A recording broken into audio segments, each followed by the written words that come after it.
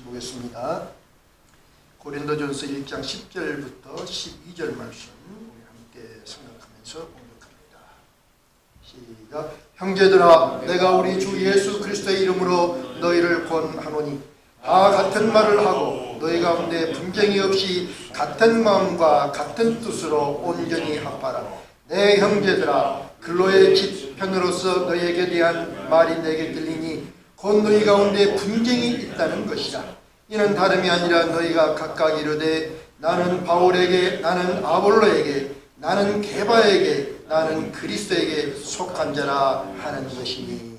아멘. 그래서 오늘 말씀 가지고 분쟁과 해답이라는 답을 가지고, 제목을 가지고 말씀을 다섯 번째로 상고를 합니다.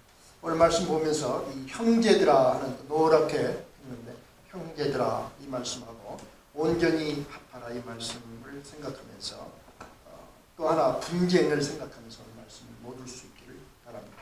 먼저 성령님 오셔서 우리 영혼에 함께 하시옵소서.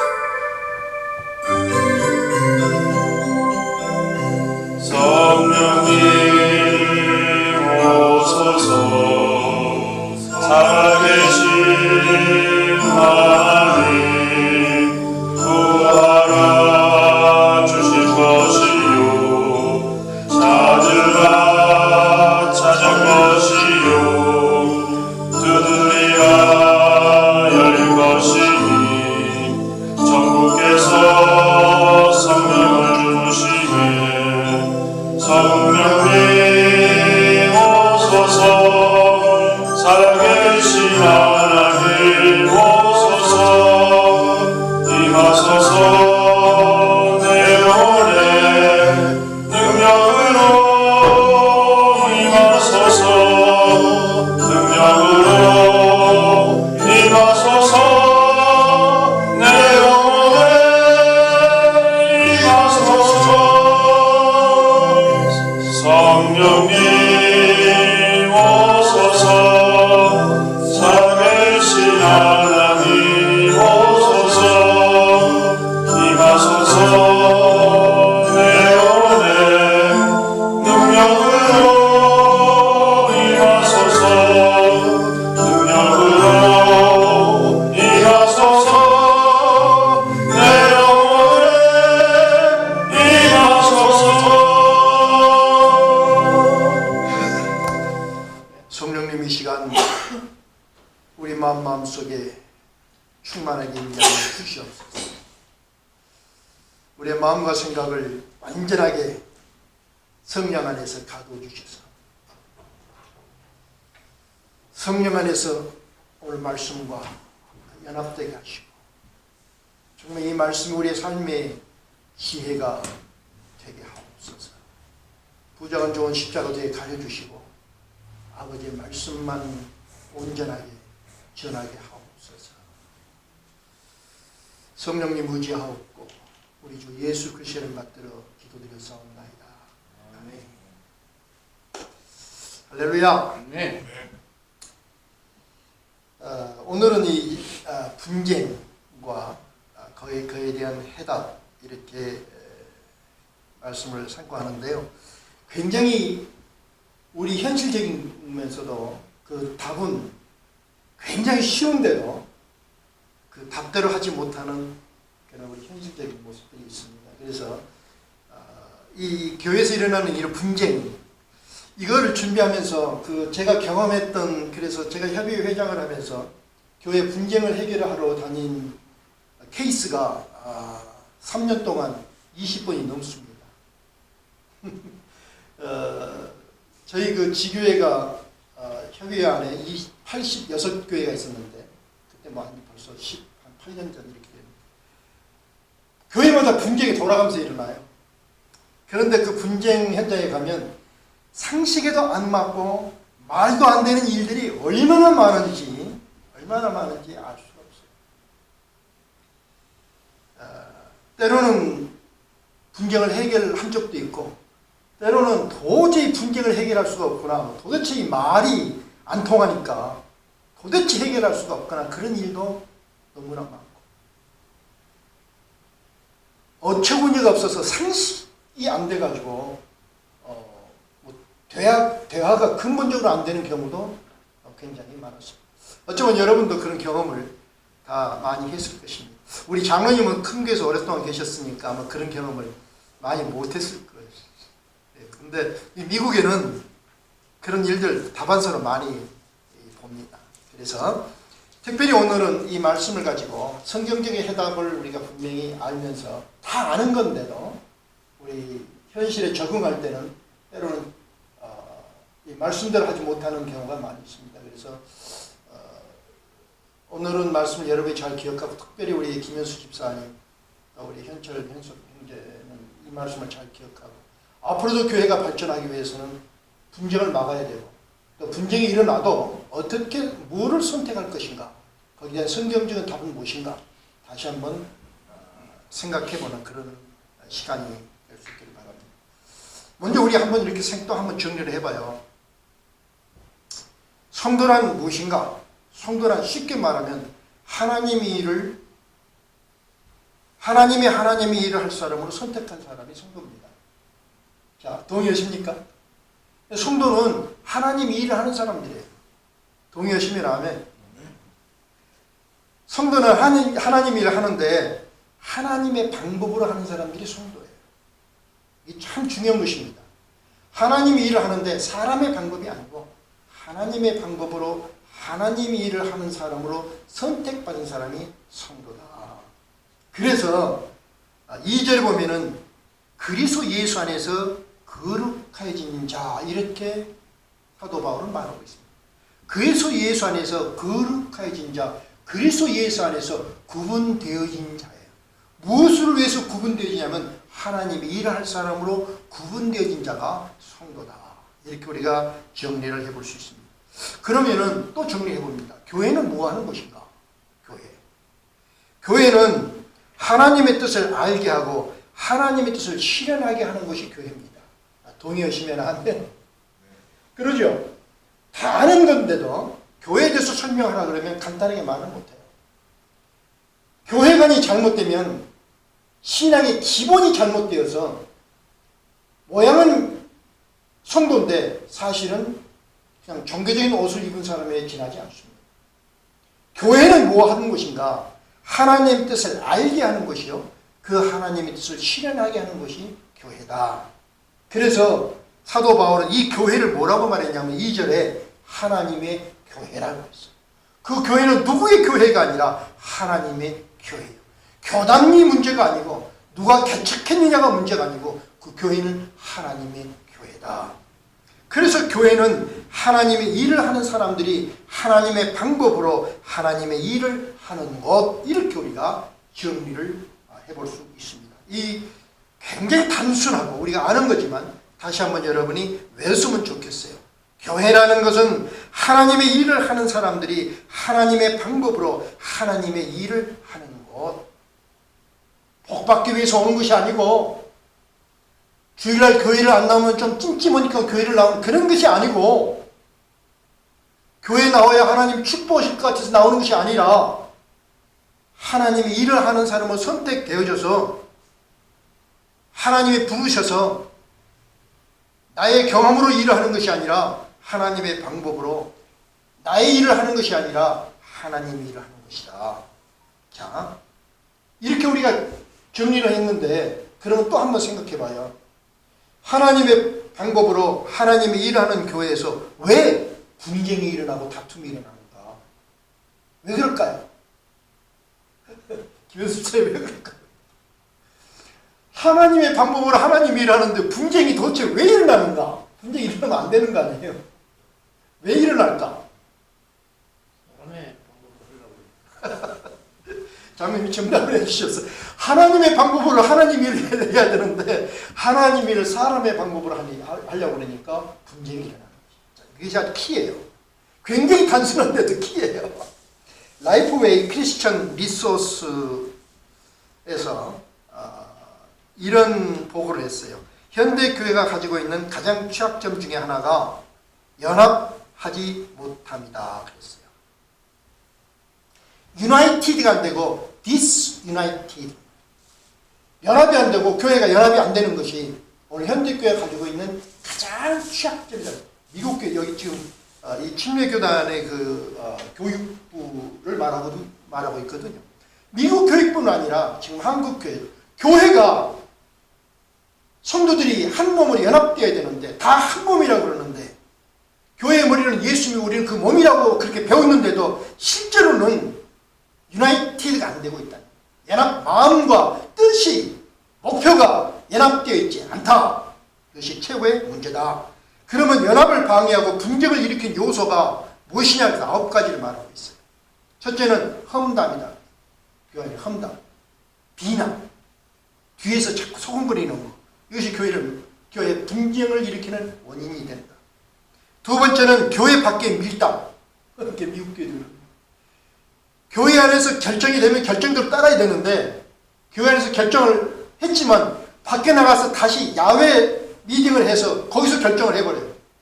그래서 교회 안에서 결정을 다 엎어버려요. 그런 일이 많이 있잖아요.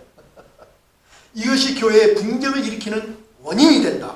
우리는 이걸 꼭 알고 이런 일을 하면 안 됩니다. 세 번째는 자기중심적인 교회입니다. 교회는 공동체예요. 그래서 하나님 앞에 하나님의 뜻을 이루어야 되는데 내 입장이 앞서요. 내 입장. 자기중심적인 교인들 때문에 분쟁이 일어난다. 네 번째는 함께하는 기도의 부족이라. 함께 뜻을 모아서 기도하는 것이 교회인데 함께 기도하지 못한 교회가 많이 있다. 그래서 분쟁이 일어나는 원인이 된다. 네 번째는 이런 말을 해요. 교인의 위선에 적응한다. 참 재미있는 말 같아요. 교인의 위선에 적응한다. 어떤 교회에 있는 교회 지도자가 있는데 장로를 안 하십시다. 장로님 있는데 그분이 잘못된 부분이 있어요. 비도덕적인 분이 있어요. 그런데 그냥 그러는 거야. 하고 인정하고 그냥 넘어가 버리는 거예요. 적응해 버리는 거예요. 그랬더니 계속 문제가 일어나고 그런 것들이 교회를 깨트리는 분쟁의 원인이 된다. 다섯 번째는 서로에 대한 기대감이 없다. 아무도 서로에 대한 기대감이 없기 때문에 분쟁이 나면 그냥 무조건 공격할 수 있다는 거예요. 여섯 번째는 찬성보다 반대가 많은 교회가 분쟁이 심하다. 당연하겠죠. 찬성보다 반대가 많아. 성경 공부하는데 반대는 도저히 말이 안 되는 거 아닙니까? 시간이 없어. 일을 하자면 못해요. 그 교회는 분쟁에서 멈출 수가 없다. 일곱 번째는 전도의 열정에 식어버린 교회가 분쟁을 일으킨다. 성도들도 마찬가지예요. 불만을 일으킨 사람은 누구냐? 전도의 열정에 식어버린 사람들이 불만합니다. 여덟 번째는 뭐냐면 그룹 형성이라. 그룹 형성. 파당을 만들면 그 파당이 무슨 파 누가 파. 어떤 조지아에는 지방색이 나눠져 있어가지고 목사님이 전라도 사람이면 전라도 사람들이 더 그룹 형성한 그 그룹들이 세고 그래서 경상도 목사님은 경상도 집사님들이 세고 그렇게 웃기는 일들이 있는 그런 것을 볼 수 있어요. 그룹별 파워 그룹이 형성됩니다. 이것은 교회를 망하게 하는 원인입니다. 아홉 번째는 대립에 대한 두려움으로 침묵한다. 대립하기 다투기 싫으니까 잘못된 걸 보고도 침묵해버려요. 그래서 교회가 분쟁을 막지 못하고 예방하지 못하고 많은 문제를 일으킨다. 이렇게 라이프웨이 크리스천 리소스에서 보고를 했습니다. 이걸 다시 한번 줄이면 교회의 분쟁의 원인, 제가 사례를 좀 많이 뽑았다가 유튜브도 나가고 이렇게 하는데 교회 명예롭지 못할 것 같아서 사례는 다시 다 빼버렸어요. 그래서 그걸 좀 뭉텅그렸더니 두 가지예요. 아까 장로님 말씀한 대로 가장 큰 원인은 하나님의 일을 사람의 방법으로 하기 때문에 교회 분쟁이 일어난다. 그러면 사람의 방법이 뭐냐? 세 가지를 나눌 수가 있어요. 지금 앞에서 보고했던 것처럼 첫 번째는 인본주의예요. 인본주의. 그러니까 인본주의에 의해서 일어나는 어떤 신학적인 해석. 거기 자유주의도 있고 노동신학도 있고 해방신학도 있고 많은 것이 있죠. 인본주의가 근거가 되어서 성경을 해석하는 이런 것. 두 번째는 이익중심이에요. 교인의 관계가 말씀이란 진리로 판단하는 것이 아니라 자기 이익에 줄을 서는 거예요. 누구에게 줄을 서면 이익이 되는가? 김 장로님한테 줄을 서는 게 이익이 되는가? 박 장로님한테 줄을 서는 게 이익이 되는가? 박 목사님한테 쓰는 게 나에게 이익이 되는가?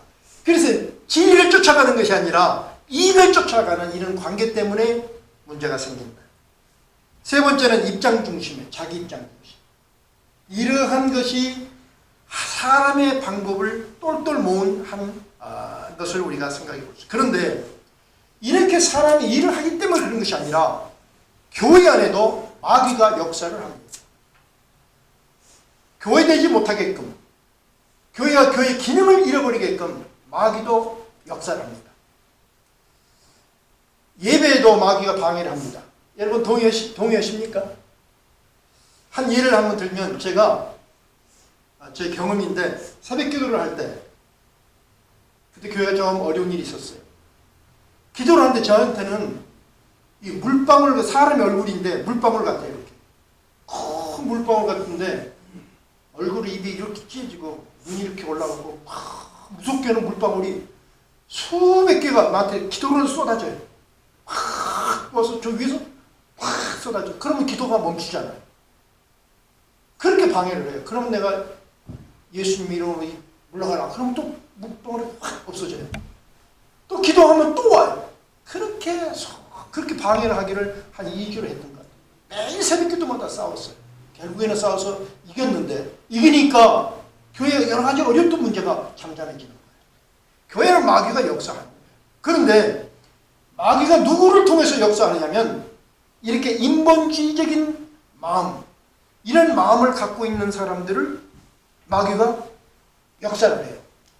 그래서 그 마음들을 가지고 교회를 드러나게 하고 분란을 일으키게 한다.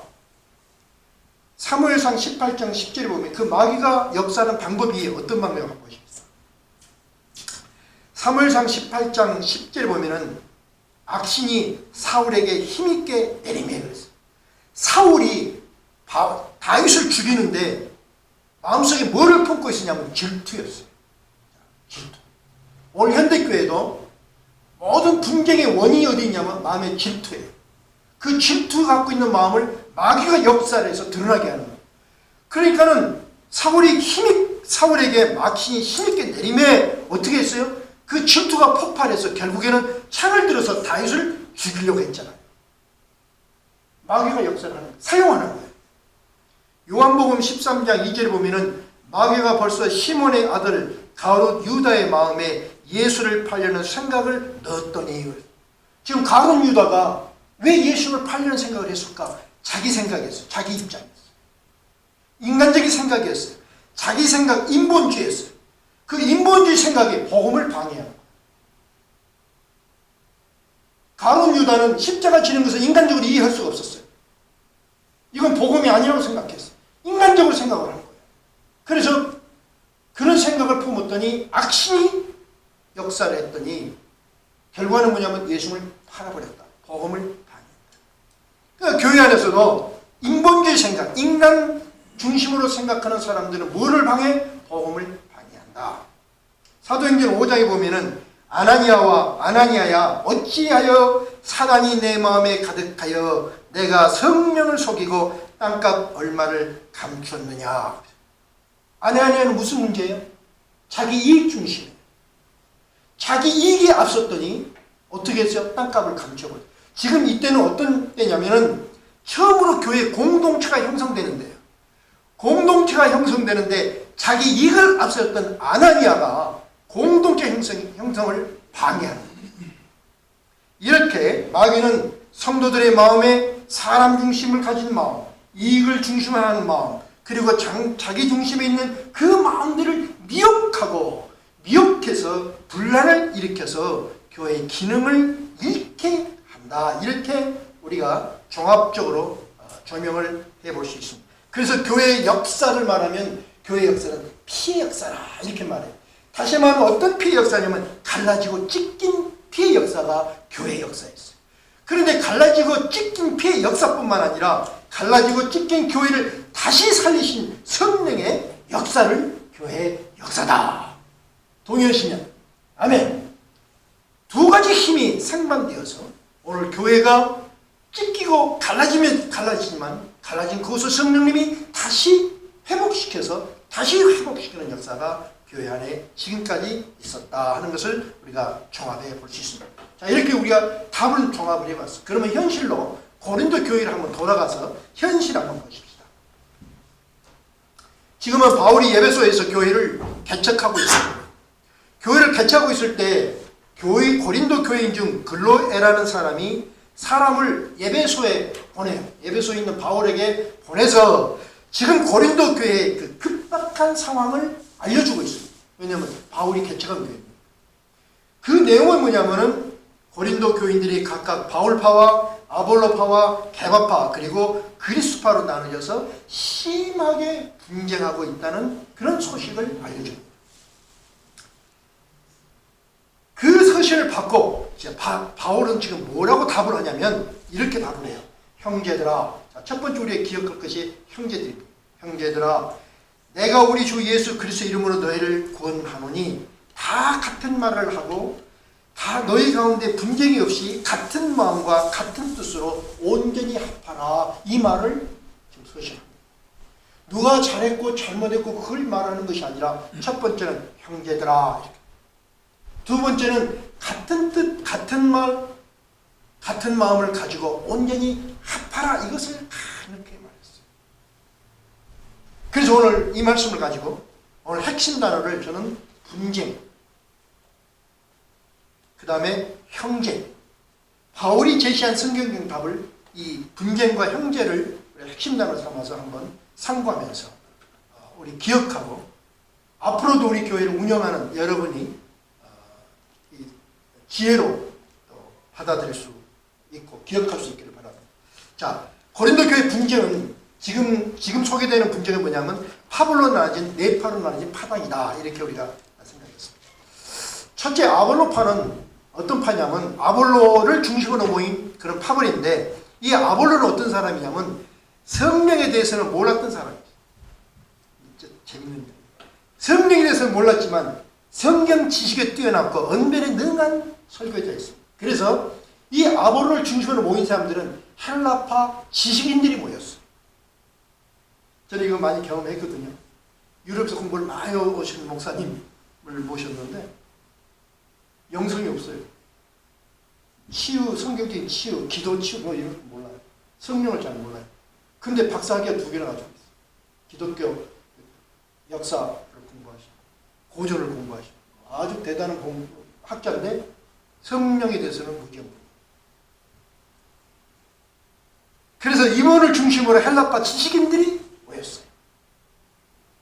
두 번째는 게바파인데 게바는 베드로죠. 베드로가 예수님의 수제자요 정통이다 주장하는 가난한 유대인들이 중심으로 베드로가 정통이다 해서 베드로를 중심으로 모인 파가 있었어요. 세 번째는 바울파가 있었는데 바울이 우리 교회를 바울 선생이 우리 교회를 개척했다. 그래서 현재 담임 목사는 아볼로거든요. 현재 담임 목사 아볼로보다 개척한 바울의 그 지시와 바울의 가르침을 따라야 된다 하고 모인 교회 초기 멤버, 개척 멤버가 중심이 된 것이 바울파예요. 네 번째는 그리스도파가 있는데 이 그리스도파는 신비적인 체험을 중히 여기고 치유, 방언, 악령 축출 같은 영적 은사를 중히 여기는 사람들이 중심이 되어서 모였어요. 현대교회도 그런 게 많습니다. 성경 공부보다 어떤 방언이라든가 무슨 신비주의 여기에 모인 사람들이 지금도 그런 교파들이 많이 있어요. 그분들 말씀으로 굉장히 약해요. 그런데 현상을 따라 하는 그런 많은 사람들이 있습니다. 바울파도 많이 있습니다. 담임 목사, 개척 목사가 다른 데 가도 계속 개척 목사하고 연락을 해서 현재 담임 목사를 어렵게 하는 바보 같은 성도들이 많이 있습니다. 저는 개척교를 4번을 했는데 개척 후임에 물려주면 그 다음부터는 그 교회 성도들하고 전화를 전혀 끊어버립니다. 담임 목사하고 중심이 돼요. 어쨌든 이런 일이 현재에도 얼마나 많이 일어나고 있다 하는 것을 우리가 알고 있습니다. 자, 이러한 파당을 일으키는 교인들에게 사도 바울은 2가지를 제안합니다. 성경적인 답이에요. 2가지. 첫째는 26절에 이런 말이에요. 사람을 보지 말고 너희를 부르신 하나님을 보라. 이런 말이에요. 답은 참 쉬워요. 사람을 보지 말고 너희를 부르신 하나님을 보라. 그리고는 질문을 하기를 누가 너희를 위하여 십자가에 못 박혔느냐 하고 질문해요. 바울이냐? 게바냐? 누가 너희를 위해서 십자가에 못을 박았느냐? 너희는 누구의 이름으로 세례를 받았느냐? 라고 묻는 거예요. 우리 다 알죠? 누가 나를 위해서 십자가를 지셨나? 내 담임 목사가 아니고 나에게 이익을 준 장로님이 아니라 누구? 예수님 아니에요? 누구 이름으로 세례를 받았느냐? 예수님으로 세례를 받았잖아요. 그걸 지금 상기를 시킨 거예요. 그리고는 반론을 하기를 부르심을 받은 자들 중에, 그러니까 인간적인 그런 지도자 중에 지혜로운 자가 많지 아니하고 강한 자가 많지 아니하며 고귀한 자가 많지 아니하다. 다시 말하면 성도들 중에 인간적인 그런 관계 속에서는 누구도 지혜롭고 강하고 고귀한 자가 하나도 없다. 그렇게 하나도 없다. 그런데도 바울에게 속하였다 하고 아볼로에게 속하였다 하니 너희는 참으로 육신에 속한 자들이구나. 하지만 너희는 영적으로 무지한 자구나 하고 말하고 있다. 그러니까 영적으로 무지하니까 육신을 따라가는 거예요. 인간적인 방법을 따라가는 거예요. 사람을 따라가는, 하나님을 모르는, 예수님을 잃어버리는 거예요. 그걸 계산하는 거예요. 예수님보다 계산이 앞서는 거예요. 많이 있잖아요. 나는 그런 사람 너무너무 많이 봤어. 근데 말을 해도 할 수 없는 거예요. 육신적이니까. 영적이 아니고 육신적이니까 이야기를 해도 못 알아듣는 거예요. 그리고는 다시 해석하는 것이 5절, 6절, 7절인데 이렇게 말합니다. 바울은 누구며 아볼로는 누구냐? 나는 심었고 아볼로는 물을 주었으되 오직 하나님께서 자라나게 하신다니. 7절 그런즉 이와 같이 심는 자나 물 주는 자는 아무것도 아니다. 아무것도 아니며 자라나게 하신 이는 하나님뿐이니라. 우리 다 아는 거잖아요. 다 아는 건데도 교회 현실에서는 이 다 아는 말씀이 진리가 이루어지지 않고 있다는 거예요.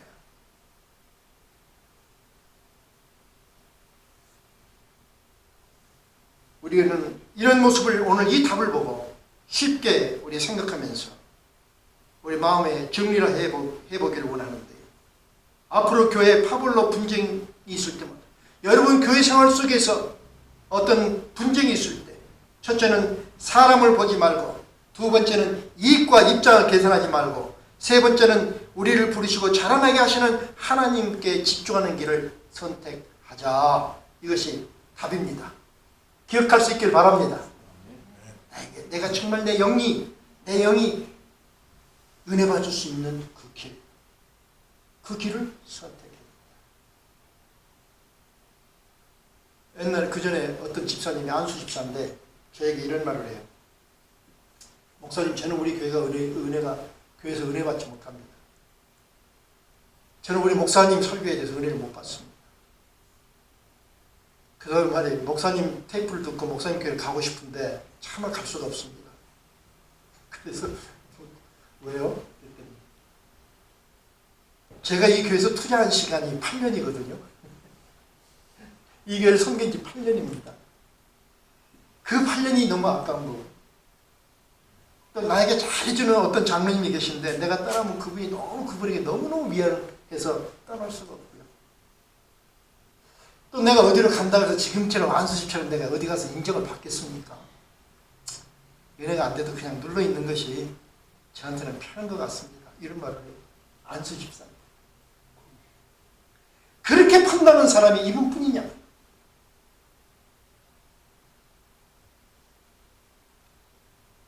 너무 교회를 다니는데도 하나님 일을 하는데도 하나님을 모르는 현실적인 문제가 우리 교회 안에 많이 있다 하는 것을 우리가 생각하면서 다시 한번 생각합니다. 앞으로도 교회 안에 분쟁이 있습니다. 왜? 사람이 모이고 사람이 사람의 방법으로 일하는 사람이 있기 때문에. 그러나 그런 분쟁이 있을 때마다 사람을 보지 말고 이익과 입장을 계산하지 말고 나를 부르시고 나의 생명을 자라나게 하시는 하나님께 집중하는 길을 선택하자. 이 말씀이 기억될 수 있기를 주님의 이름으로 축원합니다. 두 번째는 바울은 이렇게 말해요. 누구파야 이렇게 말하는 것이 아니라 사랑하는 형제들아 그랬어요. 형제들아. 오늘 이 말씀 우리 한번 꼭 기억할 수 있기를 바라요. 형제들아. 우리 성도는 예수의 피로 생명을 나누어 가진 형제인 것을 믿습니다. 여러분 믿습니까? 정말 형제라고 믿습니까? 아멘. 저는 우리 교인들이 나이가 나보다 어린 사람이 저한테 형님 하면 저 참 좋아요. 공적인 것보다 그냥 목사 이런 것보다 형님이 참 좋아요. 근데 옛날에 실수를 한 번 했어요. 우리 그 집사님 한 분이 아주 신앙생활 잘하는데 그분의 아버님이 그 은행 지점장이었는데 은퇴하시고 이제 미국에 와서 처음 교회를 나오시는 거예요. 우리 교회를 나오셨는데 제가 성경을 선물로 드렸거든요. 근데 거기다가 이제 이름을 써야 되는데 뭐라고 쓸까 고민을 했어요. 아버님이라고 쓸까? 성도님이라고 쓸까? 그러다가 우리는 믿음 안에 형제라는 걸 조금 부각을 시켜보자. 그러고는 그 성함을 쓰고 그 밑에 누구누구 형제님께 드립니다. 이래 했더니 이분이 대노한 거예요. 우리 아들도 형제고 아버지한테도 형제 이런 호로 자식들이 그래서 설명할 기회도 없이 이분이 대노해갖고 이 호로 자식들이 모이니까 안 간다고 그래서 교회를 안 오셨어. 설명할 기회도. 그래서 이건 형제라는 것은 정말 믿음 안에 있는 분들이 형제라는 것을 인정을 하는 건데 내가 충분히 설명하지 못했구나. 그런 참 후회한 적이 있습니다.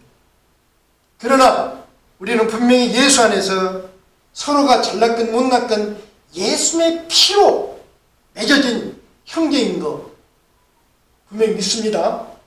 형제입니다. 이 형제의 관계는 떼어놓을 수 없는 숙명적 관계에 놓여 있습니다. 내가 의도적으로 우리의 형제를 맺고자 해서 맺어진 것이 아니라 하나님의 뜻 가운데서 내 의도와 관계없이 형제가 되어줬어요. 그래서 예수님은 성경의 첫 번째 강령을 뭐라고 하셨어요?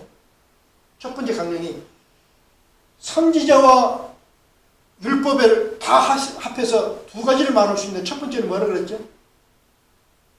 성경을 전체를 요약하면 첫째는 내 하나님 여호와를 어떻게? 목숨처럼 사랑하라 그거죠. 두 번째 강령은 뭐죠?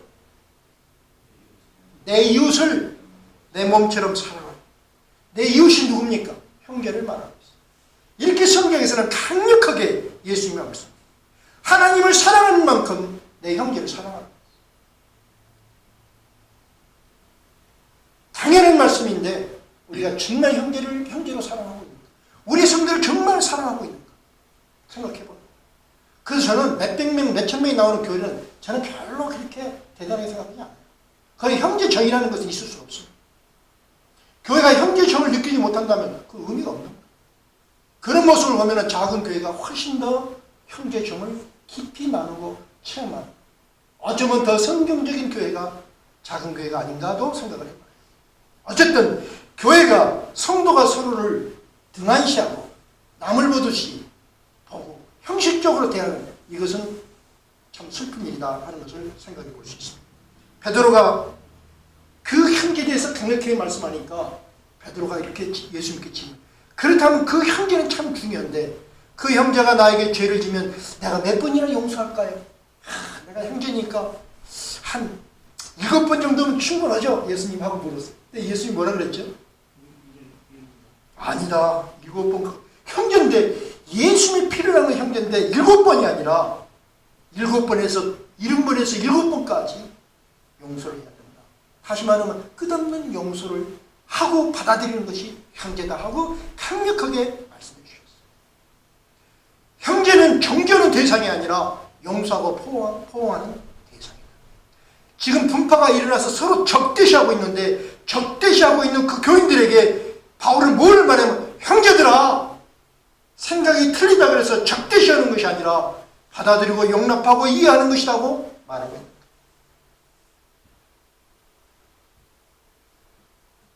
그리고는 예수님은 이렇게 말해요. 이 자녀는 하나님의 후사요 그리스도와 함께 후사다. 이 형제는 왜 이렇게 귀중한가? 말씀하기를 이 형제는 하나님의 후사라. 하나님의 후사요 그리스도와 함께한 후사다. 후사는 뭡니까? 예수님과 함께 영광을 받기 위하여 고난도 함께 받는 그런 귀한 자. 예수님의 영광을 함께 나누기 위해서 예수님의 고난을 함께 칠 수 있는 그렇게 선택되어진 형제다. 그것이 인적으로 만들어진 것이 아니라 예수님의 핏값으로 맺어진 형제다. 이렇게 말씀하고 있습니다. 그러므로 믿음의 형제는 굉장히 특별한 존재요 귀중한 존재인 것입니다. 육신의 형제는 이 세상에서 가장 귀하지만 육신의 형제는 뭡니까? 서로 생각이 다르고 삶의 방법이 달라요. 형제지만 추구하는 가치가 다르고 서로 다른 길을 가는 것이 육신의 형제입니다. 그러나 믿음의 형제는 어떻습니까? 예수 안에서 생각이 같습니다.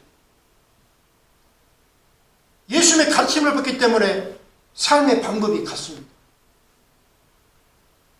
예수님을 따르기 때문에 우리 모두가 추구하는 가치가 다 같습니다. 그리고 함께 천국을 향해서 함께 한 길로 갑니다. 육신의 형제는 잠시지만 믿음의 형제는 영원한 것입니다. 그래서 믿음의 형제는 이렇게 귀합니다. 시편 133편 1절에 보면은 이렇게 말해요. 시편 기자 보라 come over look 와서 보라. 무엇을 보냐면 믿음의 형제가 연합하여 동거함이 어찌 그리 선하고 아름다운가. 믿음의 성도들이 서로 형제가 되어서 연합해서 동거하는 것, 함께 살아가는 거예요. 그 모습이 얼마나 선하고 아름다운지 너희가 와서 한번 보라 하고 세상을 향해서 말하는 거예요. 그 선하고 아름다운 모습을 2절에 이렇게 설명하고 있어요. 머리에 있는 보배로운 기름이 수염 곧 아론의 수염에 흘러서 그의 옷깃까지 내림과 같다 그랬어요. 그렇게 표현했어요. 그 아름다움. 보배로운 기름은 뭐냐면 아무나 사용하고 아무나 먹을 수 있는 그런 기름이 아니라 제사장이 인직할 때 쓰는 관유, 아주 거룩한 기름을 말하고 있어요. 그러니까 보배로운 기름은 아주 거룩한 것을 뜻하고 있어요. 아론의 수염은 권위, 영화로움을 상징하고 있어요. 영화롭다, 보배롭다, 거룩하다, 영화롭다. 옷깃은 뭐냐면 제사장들이 입는 옷을 말하고 있어요. 그러니까 제사장들이 입는 옷은 뭐예요? 정결한 옷을 상징하는 거예요. 다시 말하면 성도들 서로가 예수의 피로 한 형제임을 알고 연합하여 살아가는 그 모습은 참으로 거룩하고 영화롭고 정결한 아름다움이 있다. 와서 보라. 이렇게 시편 기자가 말하고 있어요. 믿음의 형제가 서로 사랑하고 동거하는 것은 이렇게 하나님 보시기에 정말 거룩하고 그리고는 영화롭고 그리고 그 모습이 정결한 모습이다. 그게 우리들의 모습인 줄 믿습니다. 믿습니다. 그래서 바울은 그런 것을 생각하면서 10절에 그런 뜻을 가지고 형제들아 이렇게 말하는 거예요. 형제들아 내가 우리 주 예수 그리스도 이름으로 너희를 권하노니. 여기서 권한다는 뜻은 뭐냐면 appear. 그런데 appear은 뭐냐면 항소하다 그런 뜻입니다. 상고하다 이런 뜻입니다. 그러니까 이들이 분쟁하면서 이랬던 그들의 결론은 그 판결은 받아들일 수 없고 내가 항소한다. 다시 재심판하고 다시 상고한다 그런 뜻이죠. 그리고는 그 상소의 내용은 뭐냐면 예수의 피를 나눈 형제이니 너희 가운데 분쟁이 없이 같은 마음과 같은 뜻으로 온전히 합하라. 이렇게 온전히 합하라. perfectly united. perfectly unite. 무엇을 unite냐면 mind and thought. 마음과 생각까지 온전히 하나가 되기를 사도 바울은 간절히 기도했고 권면을 했습니다. 오늘 이 말씀 우리 마음속에 기억하면서 우리 기억해 보십시다. 교회 갈등과 분쟁이 있을 때 첫째는 나를 부르신 하나님을 보자. 그래서 하나님 앞에 집중하는 길을 택하자. 둘째는 주장이 다르지만 적이 아니다. 형제다. 주장이 다르지만 적이 아니라 예수님의 피를 나눈 형제다. 이것을 우리 기억할 수 있기를 바랍니다. 세 번째는 예수님 영광이라는 오직 한 가지의 마음과 뜻을 우리가 모으자. 그렇게만 하면 어떤 분란도 분쟁도 없이 거룩하고 영화롭고 정결한 교회와 성도의 모습을 우리가 지켜질 줄 믿습니다. 그래서 정말 우리 김현수 집사님, 우리 현철 현석 형제가 이 말씀을 꼭 기억하고 앞으로 교회 갈등과 분쟁을 막아내고 또 갈등과 분쟁이 있을 때도 올바른 이런 성경적인 선택할 수 있기를 주님의 이름으로 부탁합니다. 어느 현자가 제자들에게 질문합니다. 어둠이 지나가고 새날이 오는 것을 어떻게 알 수 있느냐? 그랬더니 한 제자가 아침이 밝아오는 것을 보면 새날이 옵니다. 그랬더니 이 현자가 아니다. 다른 제자가 사물이 그 형체가 완전히 확실하게 드러나면 새날이 밤이 어둠이 지나가고 새날이 온 것입니다. 그랬더니 아니다. 그러니까 여러 제자들이 이제 각자의 의견을 다 이야기하는데 그 현자는 계속 아니다. 그래서 제자들이 묻습니다. 그럼 선생님은 밤이 가고 새날이 오는 것을 어떻게 알 수 있습니까? 그랬더니 이 선생이 하는 말이 너희가 눈을 뜨고 주위를 둘러보았을 때 지나다니는 모든 사람이 형제로 보이면 그때 비로소 새날이 밝아온 것이다. 이렇게 대답했더라고요. 저는 이 말을 조금 바꿔가지고 이렇게 말해보고 싶어요. 교인들이 예수님의 피를 나누어 받은 형제로 보이면 그때부터 교회는 참 교회가 된다. 동의하십니까? 그래서 이제는 인사만 하고 지내는 교회 생활, 다른 사람을 통해서 소식만 전해 듣고 지내는 교회 생활, 인본적이고 이익을 계산하고 자기 입장을 우선하는 교회 생활이 아니라 예수님의 피를 나누어 받은 형제로 서로를 깊이 인식하고 우리를 부르신 하나님을 우리 함께 바라보면서 오직 예수 영광이란 같은 말을 하고 같은 생각을 하면서 십자가 안에서 하나가 되어가는 그런 우리 교회와 우리 성도님들이 되시기를 다시 한번 주님의 이름으로 축원합니다. 우리 이 말씀을 생각하면서 일어서서 우리 찬양하십시다. 여기에 모인 우리 주의 은총 받는 자들아, 주께서 이 자리에 함께 계심을 아노라. 생각하면서 시간 마음의 고백으로 찬양할 수 있길 바랍니다.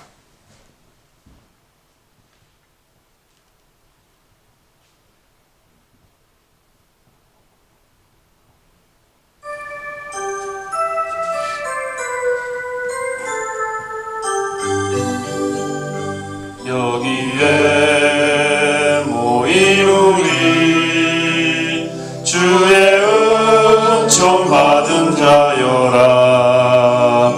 주께서 이 자리에 함께 계심을 아노라.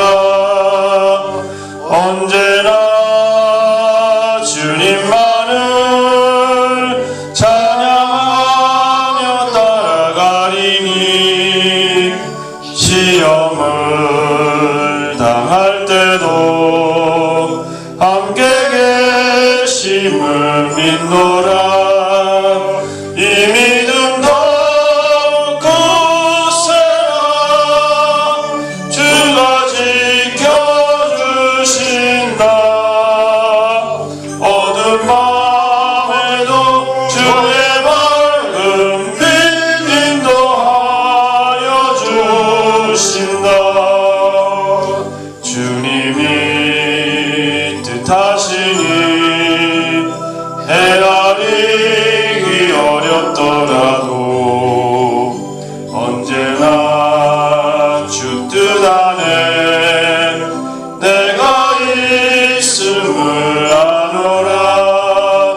사랑의 말씀들이 나를 더욱 새롭게 하니 때로는 넘어져도 제 웃음이 흠입노라. 이 믿음 더욱 굳세라. 주가 지켜주신다. 어두운 밤에도 주의 밝은 빛 인도하여 주신다. 여기 사랑받는 주의 자녀라. 주께서 뜻하신 일 우릴 통해 펼치신다. 이 믿음 더욱 굳세라. 주가 지켜주신다. 어두운 밤에도 주의 밝은 빛 인도하여 주신다. 주의 뜻 이루어지는 날까지 믿음 더욱 굳세라. 아멘. 예수님 핏값으로 구분하신 교회에 우리를 불러 하나님의 일을 알게 하시고 성령의 능력을 부어주셔서 세상을 구원하신 복되고 거룩한 교회가 분란과 다툼으로 얼룩진 상처를 내는 것은 내가 인본적이 될 때, 내가 나의 이익을 먼저 계산할 때, 나의 입장을 우선할 때 마귀의 미혹을 받고 교회의 분란과 다툼의 중심에 서게 된다는 것을 새삼 인지하고 이제는 우리 성도를 예수의 피를 나눈 형제로 먼저 존중하고 우리를 부르신 하나님을 함께 바라보면서 오직 예수 영광이라는 같은 말 같은 생각으로 하나가 되리라 다짐하는 예수 십자교회 성도님들 그 결단 위에 성부 하나님의 사랑하심과 성자 하나님의 대속의 은혜와 성령 하나님 충만 역사하심이 천국 가는 그날까지 함께 하시기를 간절히 축원드리옵나이다. 아멘.